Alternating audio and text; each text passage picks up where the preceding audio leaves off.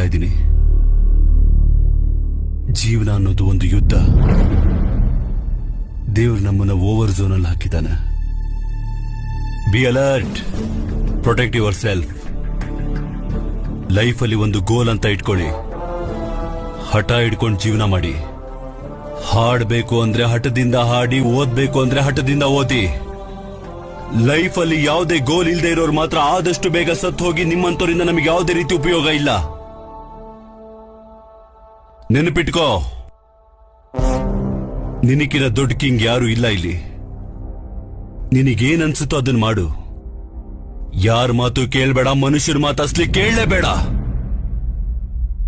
ನಿನ್ target 10 mile ಆದ್ರೆ aim for 11th mile.